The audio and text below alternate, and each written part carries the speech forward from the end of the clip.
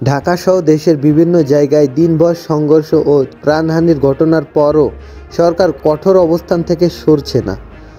আন্দোলন দমনে রাজনৈতিক ও সরকারি শক্তি ব্যবহার অব্যাহত রাখার কথা বলা হচ্ছে।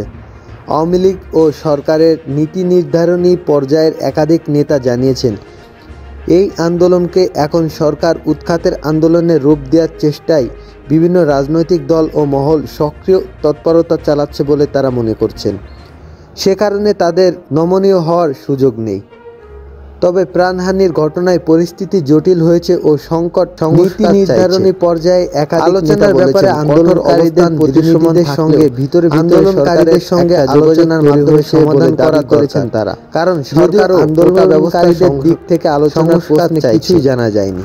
আলোচনার ব্যাপারে আন্দোলনকারীদের প্রতিনিধিদের সঙ্গে জানিয়েছেন এখন সরকারের যে কোনোভাবে শিক্ষার্থীদের এই আন্দোলন থামানো তাদের লক্ষ্য। যদিও আন্দোলনকারীদের না হয় আলোচনার কঠোর অবস্থান অব্যাহত রেখেই এগোতে হবে। তারা বলেছেন এই আন্দোলন একাধিক মন্ত্রী জানিয়েছেন এখন যে কোনোভাবে শিক্ষার্থীদের এই আন্দোলন থামানো তাদের লক্ষ্য।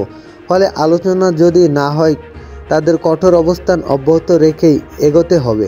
তারা বলেছেন এই আন্দোলন বিএনপি জামায়াতের সম্পৃক্ততা বৃদ্ধির আগে পরিস্থিতি নিয়ন্ত্রণ করতে চায় সরকার।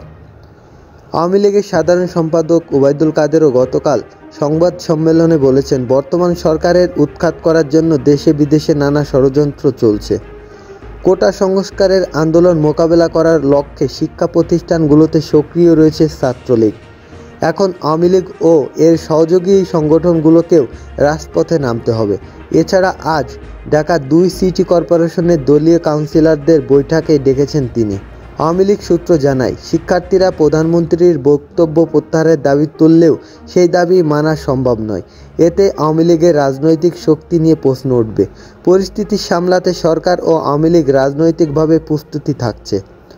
তবে আন্দোলন সারা দেশে ছড়িয়ে পড়ায় হতাশ আছে ক্ষমতাসীন দলের ভিতরেও। কোনো নীতি নির্ধারক মনে করেন এক্ষেত্রে সরকার ও আওয়ামী লীগের মধ্যে সমন্বয় অভাব ছিল।